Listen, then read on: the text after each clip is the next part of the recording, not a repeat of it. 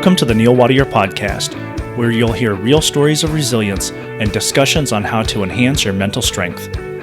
I am your resilience and mental performance coach, developing your skills to grow and thrive through stress and adversity and propelling your mental performance from good to great. Listen on your favorite podcast hosting service, and please leave a rating and a review. Also, follow my content on Facebook, Instagram, TikTok, and LinkedIn, or visit neilwattier.com. I'm very excited to welcome on the show today fear strategist Keith Blakemore-Noble. He is a coach, speaker, author, entertainer, and trainer, transforming your deepest fears into your greatest strengths. Keith, thank you very much for joining me on the Neil Wattier podcast. My absolute pleasure. Thank you so much for inviting me, Neil. How are you doing? I'm doing very well. You know, we talked a couple weeks ago, and I've been really excited to have you on the show because I want to know, what is a fear strategist and how do you help people overcome their greatest fears? Two great questions in one go there. Let's take them one at a time. So I call myself the fear strategist because there's a lot of people out there who say they'll help you get over a phobia or get over a fear or whatever. And that's absolutely true. There are a lot of people who can do that. But I like to kind of take it a step further and do it slightly differently, rather than just get someone in, go through the same old routine and pop them out the other end. I like to apply strategy. So it's applying a strategy, either strategies that I use to help them overcome their fears, or for some people, it might be a deeper fear, or it might be they have something more that they want to do. So overcoming the fear isn't the end goal for them. Overcoming the fear is part of what they want to do. They want to overcome their fear of making phone calls because they want to grow the business, for example. So it's everything is about applying strategies. What are the strategies that we can use to help people conquer their fears? And what are the strategies they can use now that they've conquered their fear? What are the strategies they can use to go beyond where they were and to get the results that they're looking for? So that's why I call myself the fear strategist, because it's more than just, hey, I've got a process, let's go through it and you'll be fine. It's all about working out what is going on for each individual person, developing the necessary strategy to enable them to conquer that fear and to take them through that. Right. And go ahead. No. And to your second question, how do I help people transform their deepest fears into their greatest strengths? That's basically what we're doing, is at a fundamental level, reprogramming the unconscious mind, because all fears, all phobias, they're things that we've learned. Nobody is born scared of anything. We're born utterly fearless.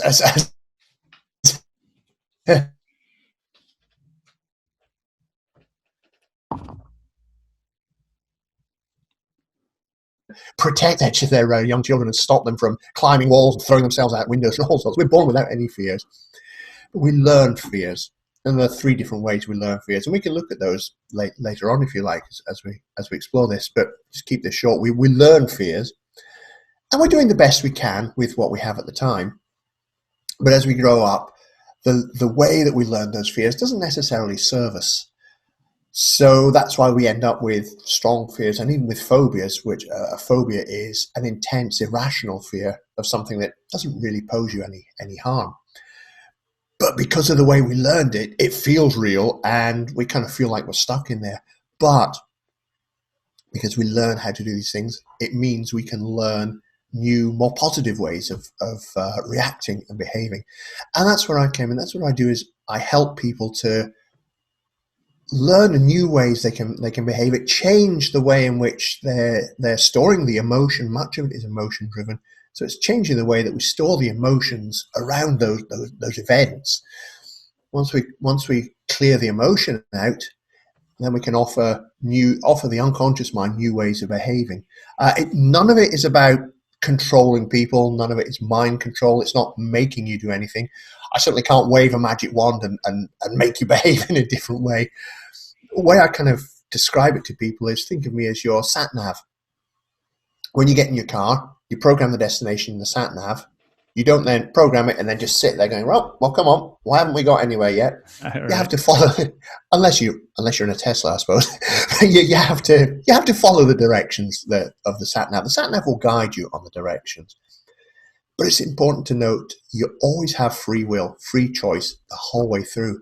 I mean, if your sat nav says at the next junction turn left, and you go, I'm going to turn right just to prove that I can.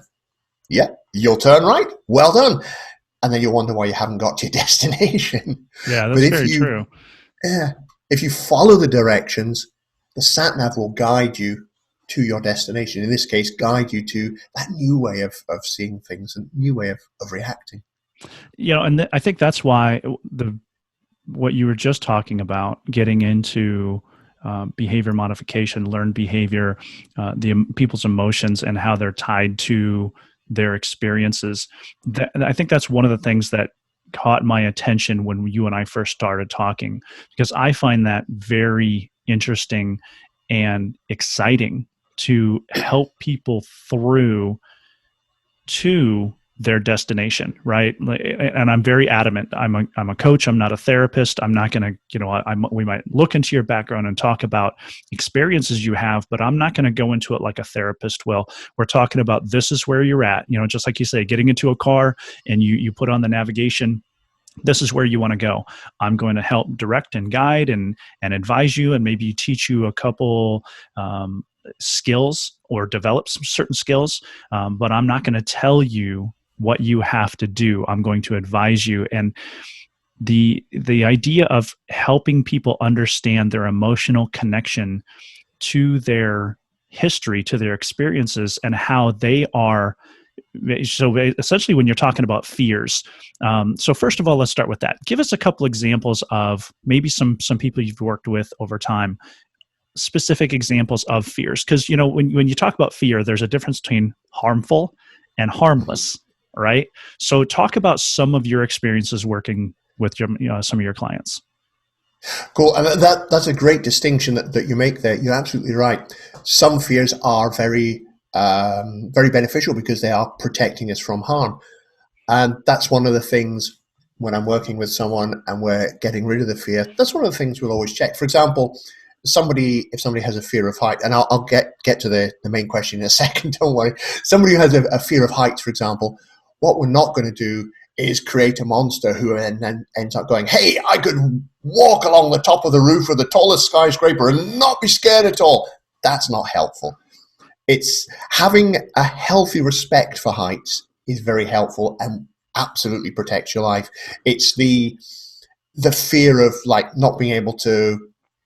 One person wasn't even able to go above about the second floor in a building because even though they knew they were inside, they knew they were high up. It would freak them out. So you're absolutely right. Some fears are very, very essential to have. They protect us. A lot of fears that we have these days tend to be ones which are holding us back. And this comes from our evolution. In the past, way back in the past, our ancestors lived in a world where pretty much everything was very dangerous. It was probably out there to kill you and eat you. So naturally, those who were more predisposed to observing threats and being aware of threats and paying attention to their fears would be the ones who would tend to survive. So we developed a very strong ability to spot potential threats. That's where the fears come from. These days, we live in a far, far safer world, generally speaking. But of course, our mind takes a while to kind of catch up with this in evolutionary terms. So that's why we still look for and see threats in many places, even though they're not really a threat at all. And so that's why we have so many fears which are where we're scared of things that are not harmful. And I can give you asked for some examples, lots of examples I could get. I'll pick two. One, this is a fairly common one with a lot of business owners, making phone calls, particularly cold calls or lukewarm calls, where somebody has expressed maybe a bit of an interest.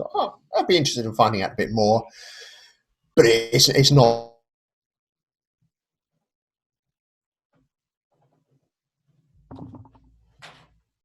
You need to make those calls because that's how you start to generate business. But the thought of picking that phone up and making those calls brings up so many fears in our mind. For some people, it's like, oh, well, what if they don't like me? What if they tell me to go away? And not so many words. What if I annoy them? What if they get upset at me? Yeah. What if they need what you have to offer? What if what you're offering is actually what they're looking for because they've expressed a kind of interest, or you have a reason for calling them? There was one lady who what she would do was every Sunday she would create a list of 20 people to call. Her idea was she would call 4 people on Monday, 4 on Tuesday, and so on and so on. She'd create the list. Every morning, Monday, she'd sit down, go to start calling the first 4 people on the list, and find she had to urgently rearrange her desktop or go and water the plants or find 1,000,001 things to do rather than make the calls. You know, the sort of thing. So by the end of the week, none of the calls were made, and you can imagine the effect it was having on her business. We worked together, did a session on a weekend. That Sunday, she made her list of 20, and I got her to agree to call me on the Monday afternoon and let me know how she got on. She called on the Monday afternoon and says, Keith, I've got a problem. All right, what is it? Well, I sat down this morning with my list, made the first phone call. I enjoyed making that phone call so much, I phoned all 20 people. I saw I've got that. nobody to call. Getting over that fear, because she found some people, hey, this is me from this place. I've got this. Are you interested? Nah, it's not for me. Thanks. Hey, no problem. Cheers. Bye. Click. And that's it. Other people make the call and they go, actually, that would be interesting. You know, I would love to have a chat with you. So it's getting over that fear really turned things around for her. And that's not uncommon. There's several business owners that have helped with that sort of thing. And I'll give you one other example. You asked for a couple. One was a lady called Ruta. She's a classically trained singer. She's got a beautiful voice, but she always wanted to perform on stage, but she was terrified of singing in front of people. Even just the thought of it really put her off. It took her all her willpower to be able to sing in front of her examiner for her course.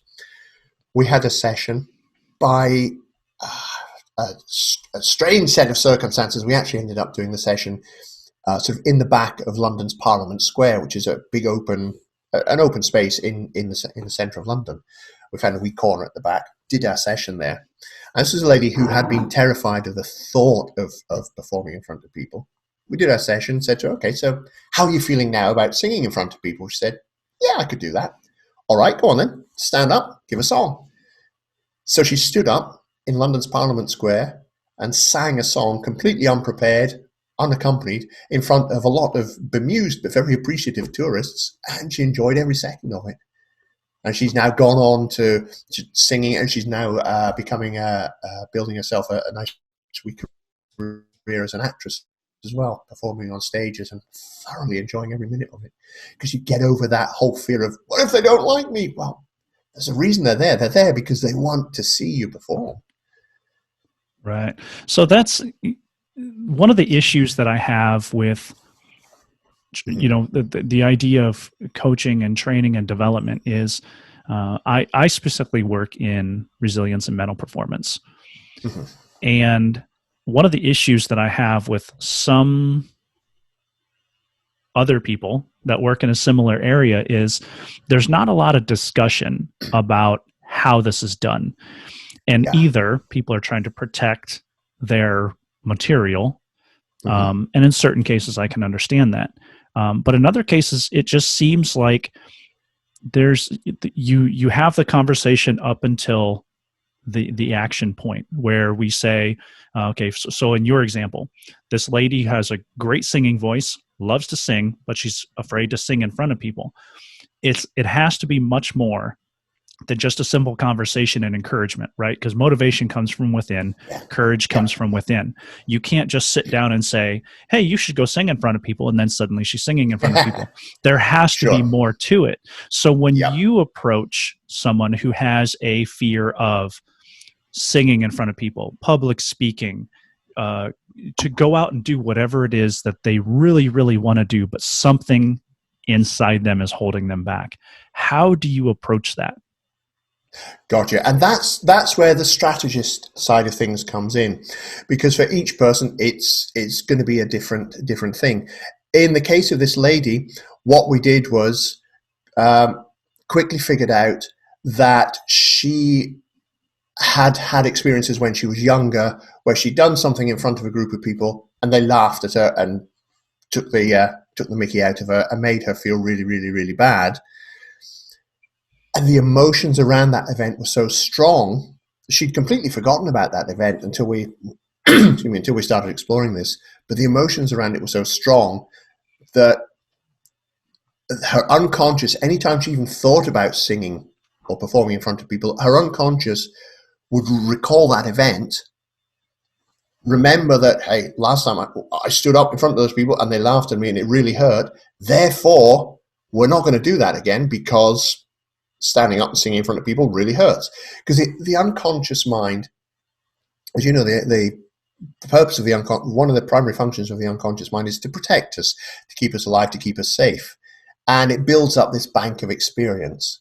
And anytime we're going to do something, it checks our bank of experience to see, have we done this sort of thing before? What happened? What do we need to do? And it's got this big, massive flag and klaxons go off going, no, that's dangerous, that's bad, it's going to make us feel awful. So we identified that fairly quickly, which meant that the biggest thing that was holding this lady back was her emotional response to the thought of singing. So what we did there was using some NLP techniques and a little bit of hypnosis, actually take you back and basically remove the emotion that's stored with that event. So once you can remove the emotion, let it go and kind of replace it with either positive emotions or just replace it with, there's no real emotion there, one way or the other. Then next time your unconscious thinks about doing this event, it checks back, oh yeah, we stood up in front of people, that was all right, yeah, we can do that. So there were two parts. There was do that, clearing out the emotion. Then what the next step that I did was, again, using NLP processes, a bit more hypnosis, actually take something that she absolutely loves and kind of map, as it were, the idea of standing in front of people, map that into the same kind of way that it's stored in the unconscious, so that it associates the two together. So the thing that she absolutely loves doing brings lots of enjoyment, and it's like, yeah, I can do that, no worries, let me do it. Once you can then map the way that the unconscious thinks about standing up in front of people and singing, maps it into the same areas, it associates the same emotions with it, which then means when she thinks about standing up in front of people and singing, instead of having those old, very unpleasant emotional responses, she now gets the same kind of feeling as she gets thinking about doing the thing that she really loves, which then puts her emotionally in a much more receptive place to going ahead and doing it. Now, it doesn't mean that you could force her to do it. If she didn't want to sing in front of a group of people, she wouldn't. But what it does is it allows the unconscious to let you go, you want to sing in front of those people? Yeah, we can do that. Okay, let's go for it. Got it. So essentially we're going back to we're helping people do things that they want to do. Mm-hmm. We are encouraging them to relive past experiences to find out what it was, because there's got to be something. Either there was an experience that they had previously, or maybe in a new situation, they are making a lot of assumptions. And that protective subconscious is saying, I don't want to be judged. I don't want people to laugh at me. I don't want to fail. And essentially that's what we're talking about, is we're talking about judgment and failure. You know, so when we talk about fear, all the fears that you could potentially work with have to do with judgment and failure. Is that pretty accurate, do you believe? I would say that's probably a fairly accurate summary. Yes, we're scared. I mean, if we're going to go, we're scared. If we're going to go and stand up in front of a bunch of people and perform, so the idea of standing and either speaking in front of a group or singing in front of a group, in the case of this lady, she loved to sing. She was a pretty good singer. She was afraid of judgment because she had somebody judge her previously. She was afraid of judgment. Yeah. Or in the case of maybe cold calling, I'm afraid of people telling me no over and over again and failing. So rather than putting myself in that situation, I'm just not going to do it at all.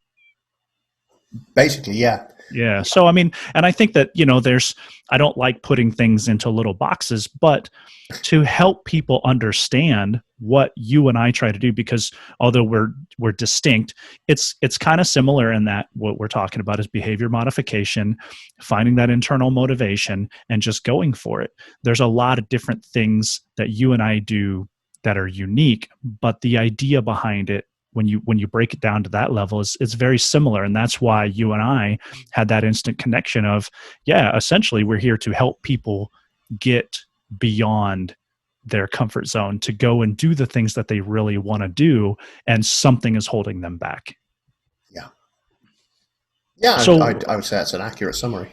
Yeah. So what are some of the things that you're working on right now? I know you're actively engaged and you've been doing this for a while. And actually, let's start there. Let's go back a little bit. And how did you become a specialist in fears and helping other people overcome their fears? How did you get into this?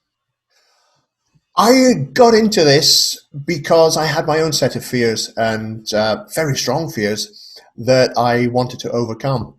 So that's kind of how I ended up doing this. The biggest fear that I had was fear of speaking with strangers, meeting strangers, speaking with strangers. I used to put it down to being shy and lacking in confidence. Now that I look back on it, I realize it was social anxiety, social fear of speaking with strangers. And for many years, it wasn't that much of a problem because I developed a nice career in IT, which means you're behind computers. Fantastic. To handle that, no problem. But as with all things, career progression reaches a point where it hits a plateau and it's no longer what you know, but who you know.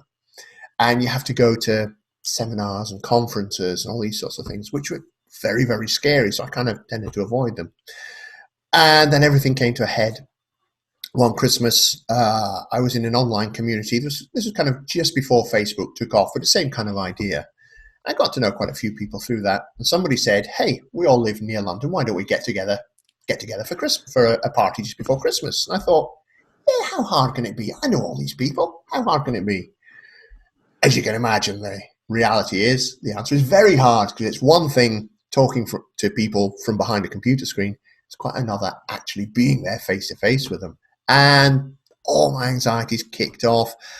I ended up locking myself in the toilets for half an hour, having a full panic attack, before I managed to pluck the courage to leave the toilets. I then fled, left the building, ran, and didn't stop until I was on the train going home. And so I thought, you can't go through life like this anymore. What's life going to be like in 5-10 years' time if you do nothing about it? It's going to suck. So I decided I needed to do something about it. But me being me, I wanted to find out how to cure it myself, how to sort it myself. And by luck, coincidence, whatever you want to call it, there was somebody who was doing a weekend-long personal development seminar, free seminar. So I went along, and they demonstrated some techniques. I thought, these are actually quite cool. I could feel the benefit of them. And it comes to the inevitable selling at the end of it. They were selling NLP and hypnosis training. And I thought, you know what? This is quite fascinating stuff. It seems to work. Go for it. So I took the training. My plan being, because as you go through the training, you practice with each other. My plan being, hey, I can use all these to conquer my social phobia and conquer my fear of spiders and heights and so on. And then go back to working in IT. Went through it all. Found I was actually quite good at it, which part of it I put down to the IT background, because it's kind of similar sort of thing. It's just you're now working with people rather than computers, strategies and so on again. And really enjoyed doing it. Friends were sort of saying, oh, that's interesting stuff. Can you help me get over my fear of spiders? And can you help me with this, that, and the other? And I did. And then redundancy loomed. My position at work was made redundant. I'd been there for many years, so I was basically given a wheelbarrow full of cash and asked never to come back. And I thought, you know what? If ever I was looking for a sign, this is it. That's it. So I then thought, right, IT was fun. Now let's dive into this. And so I started doing for other people the same that I'd done for me, because I knew the stuff worked. I understood how it worked, and I've been doing this ever since. That was back in 2010 I first started. I've been doing it ever since. So 2010. How did you so you said you started helping other people, but how did you turn that into a business, in the larger sense? So I mean, going from person to person and having conversations and talking about what you do and helping people, but how do you encourage like a business growth and really start developing not only your business but your personality and your marketing? Because 10 years ago, social media marketing and marketing was significantly different. How did you start, and then how did you grow that over time? Got you. Very, very slowly, and making far more mistakes than I thought was ever possible. It's basically the answer. It was very, very slow to start with, as I kind of thought it would be. Much of it was word of mouth, which is a good way to get started. Don't dismiss word of mouth at all. It's a great way to get started, but it doesn't necessarily build things up. I then joined a networking group, which was again a good way of starting to get referrals. And then another stroke of luck came along, because I got offered the chance to go out to Bali, which originally for 3 months. The guy who ran the company that I'd done all my trainings through, he knew that I had some IT expertise, and he was setting up doing his trainings from Bali in Indonesia, and he wanted someone to help with IT. So I said, well, I'll come out for 3 months. I'll put my life on hold. I'll come out for 3 months, help you set the stuff up. So I sold up everything, moved out to Bali for 3 months, ended up being there for 18 months, and started coaching many clients for him, started delivering his NLP and hypnosis trainings. We worked together. We actually created another training as well. And so I really got to do a lot of training people in this stuff. And when you train people, you'll always get people going, oh, can you help me with this, that, and the other as well? So, yep, no bother. So that started building up clients that way, literally around the world. We then went back to him. He went back to America. I went with him. The idea was I was going to carry on doing that with him there, but getting a green card is very, very difficult. So we decided, you know what, it's been a good couple of years. Let's go our separate ways. Then came back to the UK, kind of starting from scratch again, but with this big set of experience that I'd had from training all these people and from working with excuse me, large numbers of clients. By that time, social media was really a thing and really building up. So it was. I actually live up in the northeast of Scotland, so I'm quite remote from most people. But most of the work I do is online through the likes of Zoom and so on. Have been doing that for years, which is a great way to be able to work with people literally anywhere on the planet. And to attract the clients, again, it's just be in groups, offer value to people, let people know what you do, offer tips and suggestions to people, network with people, and you gradually build up and build up. I have to say that there would have been easier coaching niches that I could have gone for, which would have been easier to build up client bases in. But I stuck with fears and phobias because A, it's my journey. That's how I got into it. And B, I find it really, really rewarding, because when you take someone who goes from being terrified of something to, well, that doesn't bother me at all, and they then see the opportunities that open up for them, that in itself is massively rewarding, I have to say, because I know what it's like to have your life ruled by fear, and I know what it's like when you can put that to one side and actually see what's truly there for you. Right, because it's you can take people who have experience in certain areas and they want to help other people. It's really powerful to have someone who has overcome something in their own life and then help others, because it's, like me, I come from a military background. If I work with someone on leadership, yes, I have a lot of experience, and it's something that I'm interested in, I'm passionate about, helping people become better leaders. In this case, more specifically, what I'm doing is resilience and mental performance, because I've seen, on the one end, you have people that face significant stress and adversity to the point that we've experienced suicides and serious mental deficiencies and breakdowns and barriers, to the high end where you see people that are performing at their best and or near their best, and they just want that little extra. So that, when you talk about niching down and finding something that you're really passionate about, I can identify with that. But then having someone who went through overcoming significant fears, you're so much closer to the people who are trying to make it through those. You don't have to identify with their specific fear, but the idea that you went through that, you grew through your fears, and now you want to help other people grow through theirs.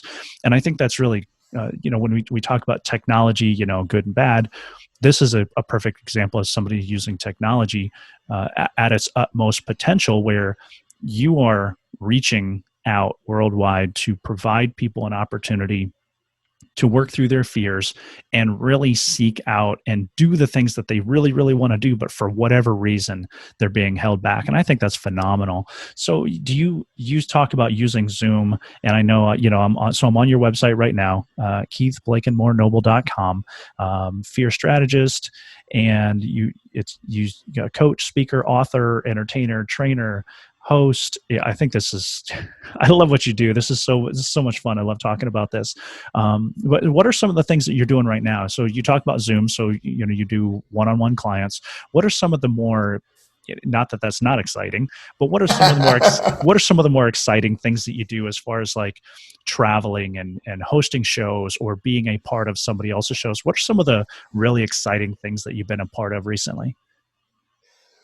Great question, isn't it? Of course, with everything that's going on in the world at the moment, as we're recording this right at the moment, we've got the whole of the coronavirus outbreak. So right, and we're all stuck at home. Right? Yeah, travel is completely stopped. So of course everybody's going, oh, we can use Zoom to do these things now. Sort of, yep, it works. I've been doing it for years. You can absolutely use it. So a lot of that stuff's come to a halt, but. Well, I've been lucky enough to have spoken on stages in many countries around the world. I think one of the proudest ones was when I was delivering some hypnosis training at the Great Hall in Cooper's Union in New York. That was quite a surreal moment, thinking about all the people who stood there before. It's like, wow, and now it's little old me. One of the things I also do, because hypnosis is great fun, and it's very, very powerful tool for helping people make change. And of course, it can also be used for the entertainment side of things. It's exactly the same tools that you're using. It's just when you're using it to help somebody overcome a fear or whatever, the end goal is to help them overcome a fear. If you're using it in an entertainment situation, the end goal is to help them to have fun on stage in an entertaining way. So I, from time to time, do hypnosis and magic stage shows, which is always great fun. I have to say, when I do those, I know of many hypnotists who they take the easy route, get the easy laughs, make someone do something embarrassing, and of course everybody will laugh, and you get easy laughs for that. But to me, that's it's a bit disrespectful to the participants, because they're putting their trust in you, and you're then making them the butt of the joke. That's not a very nice thing to do. And also the audience, I think it's disrespectful to them, because some members of the audience will find it funny, but a lot will find it a bit uncomfortable. So I prefer to go for the harder approach, but it's where the participants, they're enjoying themselves and they're doing things that are funny and people are laughing at the situation. They're not laughing at the individual, which when you do that, and people get to know that, the individuals themselves can relax more because they know you're not going to make fun of them. You're going to enable them to entertain the audience, which means they relax a lot more, which means they'll go deeper into trance and you can get much more powerful stuff done. And the audience as well knows that there's not going to be any cringe or embarrassment, and they can relax a lot more, and everybody just seems to enjoy it a lot more. So that's something that I have been doing, which has been particularly good fun. I am, and now's an ideal time to do it, given we're all on lockdown. I've done 4 books in the past. I'm writing my own solo book this time, which is all about fears and phobias, and that's coming out in August. So that's the timing of what's happening at the moment probably couldn't be better from that perspective. So for the next few weeks, I can just kind of lock myself away and finish off that book and launch that out in August. And do you have is that book named already? It's the complete, almost everything you always wanted to know about phobias, but were afraid to ask. I love it. So yeah, that's kind of the biggest things I'm working on at the moment right now. I like it. So where, and we're all facing a little uncertainty right now, this being in March 2020 and, travel restriction and, we not fear so much, but a lot of uncertainty that we don't really know when this is going to lighten up, when we're going to get back because we're going to get back to life as whatever life looks like. We're going to get back to that. And I'm very sure of that. It's just a matter of when, not if, but when. Mm-hmm. So during that time, you're using Zoom to connect with clients. People can, if they're interested in working with you, they have the ability to contact you and potentially work through Zoom. Are you trying to continue anything, of course, hypnotism over Zoom doesn't necessarily work very well, but aside from maybe doing one-on-one clients, are you, what kind of creativity are you using to keep growing your community and the effect that you can have for people? Gotcha. A couple of things there. One is I'm finishing off the creation of an online version of the Freedom from Phobia stuff. So people can work directly with me one-on-one, or they can take an online version of it. Now, because working with people one-on-one, everything is very customized and tailored to their specific solution. That makes it much harder to do an online one that works for everyone. So I've created a very different way of doing this, which still achieves the overall results. So that's going to be coming out fairly soon. And the other thing, I've had a few people ask about, I think I'm going to give in to peer pressure, as it were, and just like everybody else, launch a Facebook group. This is Facebook group that's going to be about helping people to kind of manage their state and overcome the fears, not necessarily general fears and phobias, which it will morph into, but kind of the fears of the situation that people are going through at the moment. And I mean, it's not going to magically resolve all of their issues. It's not going to magically guarantee the outcomes that they want. But what it will be about is helping people to manage. As you say, there are a lot of scared people out there. There is a lot of uncertainty, which leads to a lot of fear. A lot of people are getting very scared about what's happening. And when you're scared, emotions run really, really high, which makes it very, very difficult for you to think straight. Makes it very difficult for you to then plan and figure out what you're going to do and to take the steps you can do. And of course, if you're constantly running with that high fear, that high anxiety, the uncertainty, kind of makes it harder for you to switch off at night and go to sleep, which means you end up not getting much sleep, which then makes you even more undone and more anxious. It's a really vicious cycle.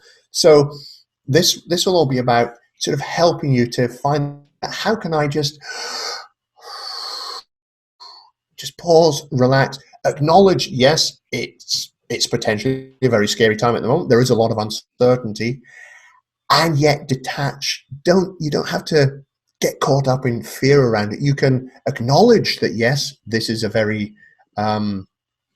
interesting time at the moment. There's masses of uncertainty.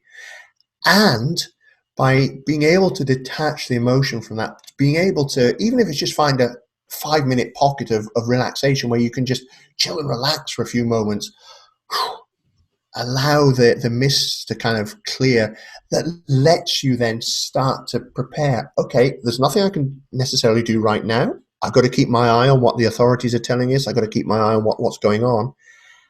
But as you say, we will get through this. This is not forever. It will come to an end. Normal life, whatever that looks like, will resume. What do I need to do to make sure that when things do resume, I'm ready to continue and pick up? So it's about helping people to remove not the uncertainty, but remove the effect the uncertainty has on them. Because uncertainty doesn't have to be a bad thing. We just choose to interpret it as a bad thing.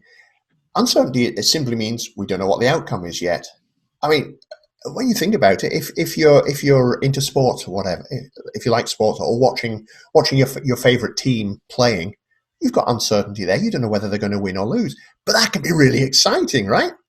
I mean, if you watch like the Super Bowl or the World Cup or whatever, you don't know what the outcome's going to be. It's really uncertain. Are they going to fumble? Are they going to win? Is my team going to rock? Are we going to lose? You get the excitement from it. So uncertainty doesn't have to be scary. Yeah, that's a great point. Exciting. I love that perspective too, because my favorite word in the world is opportunity, and uncertainty provides opportunity. It's not, control what you can control. So if you're controlling your thoughts and your emotions and your direction and your goal achievement, if you can focus on those things, you will have a much greater effect in the uncertainty of what that looks like. You can't necessarily control what's going to happen to the economies. You can't necessarily going to control what other people do as a result of or at their reactions to the pandemic or the uncertainty. And you can't control those things. So the more that you can focus on yourself and how you act and react, you're going to have a much greater impact on the uncertainty and what that looks like. So the uncertainty is now more of excitement, and I love that you put it that way. You're going to become excited rather than anxious or fearful, because now you're proactively having an effect, and most likely positive for you and the people that are around you in your community. And I think that the Facebook group, I'm a member of several Facebook groups, whether that be, coaches, authors, and speakers, or business members, or, military members, veterans. And I find them very beneficial because it provides people an opportunity to go into a closed group, membership only, essentially, and be a part of like-minded people. And in this case, you're talking about people that want to help people overcome their own barriers to achieving something that they haven't been able to achieve yet. And I think that's a great idea. I would absolutely be a part of that group. Fantastic. I'll let you know when it launches. Yeah, I think that, you got time. I know you're working on the book, but I think you should make it happen, because I think that's something that people would really love, because people everybody has fear of something, and they may not label it fear, but everybody is holding themselves back from something. That everybody is. I don't care who you are holding yourself back from something. And we as a community are best. Our communities, whether that's your family, your local neighborhood, your country, your organization, your community is at its best when people encourage each other to achieve new and great things. And I think that's I think that's fantastic what you're doing. I love that you're proactive. You help people overcome their past or their perceived barriers, because that's what they are. They're perceived barriers, but you do it in a constructive way. And even talking about the hypnotism, I think that's a great example of character, that your character and your mindset being produced in your product that you want to help people, and that people trust you. And yes, it would be entertaining, and it would probably be very YouTube worthy and social media worthy that you hypnotize somebody and embarrass them. But you choose the other direction where you want to entertain all, including the person that's hypnotized, because you're right. They're putting a lot of trust in you, and other people coming up on stage or being involved in your program. There's a lot of trust there, because even when you're not talking about hypnotism, you're just talking about helping people overcome their barriers and behavior modification and overcoming their fears. They're putting their trust in you that you're going to help them along the way rather than put them down. And that is extremely important. And I think that's likely one of the reasons why, one of the primary reasons that you are successful as a fear coach, as helping people overcome and get to what they really want to accomplish, because you don't take that lightly. That trust is very, very important to you. And I think that's a great thing that you show in your programs. Thank you so much. I really appreciate that, Neil. Thank you. So I'm sorry, go ahead. No, I was just going to say, yeah. I mean, to me, trust is vital. Whether it's for entertainment or whether it's helping people to overcome their fears, or helping people to realize that, hey, it's uncertain times, but we don't have to be scared. You've got to have people's trust, because if they can't trust, they can't fully commit, and if they can't fully commit, there's no point in them doing it, because they're not going to get the results. Yeah, they got to be fully committed, and part of that full commitment is trusting the person that's out in front, like you. And then another reason why I'm looking forward to. Sorry, I was bringing up your YouTube channel. There you were. Hey, but yeah, I'm very interested to hear about your book, your upcoming book. I encourage people. You're on Facebook. You've got your website, KeithBlakemore-Noble.com. Facebook page of the same name. And then, of course, I just popped up your YouTube channel. So people want to visit you, see your face. And I find that very valuable when we talk about making human connection, whether it's social media, YouTube, or any number of other opportunities, is putting material out so people can see who you are. They can hear your voice. They can see what you're all about. And you've got a pretty good YouTube channel with a lot of your material and some of the examples and people that you've talked with, people that you've worked with, some other podcasts that you've been on. So check out the YouTube channel, Keith Blakemore-Noble. Any closing thoughts that you want people to take from our conversation? I think that the closing thought I would have is the one that I try and leave people with as often as I can, and that is simply that change is always possible, and when you change your mind, you quite literally change your life. That's absolutely right. And there's a lot to do with mindset and perception. I think that those are well intended, but it takes a lot more than just some words. And I think that you're doing great work and changing lives and helping people achieve something more is very, I know it's very rewarding, because I'm a part of something similar. So I know that you love what you do and you're very passionate about what you do. So I thank you very much for your time, and I encourage people to check out your material. And what's the best way if somebody actually wants to get in contact with you and work with you or learn more about your services? What's the best way that they can contact you? Cool. As you say, I'm all over social media, Facebook, Instagram, YouTube, LinkedIn, all of those, all under the same name, or just go directly to my website, KeithBlakemore-Noble.com. Keith. Thank you for listening to the Neil Wattier podcast. Please leave a rating and a review to help spread our resilient stories and help others develop their mental skills. Follow me on Facebook, Instagram, TikTok, and LinkedIn. For more information about my coaching and development services, visit neilwattier.com. Let me help you develop your skills to grow and thrive through stress and adversity and propel your mental performance from good to great.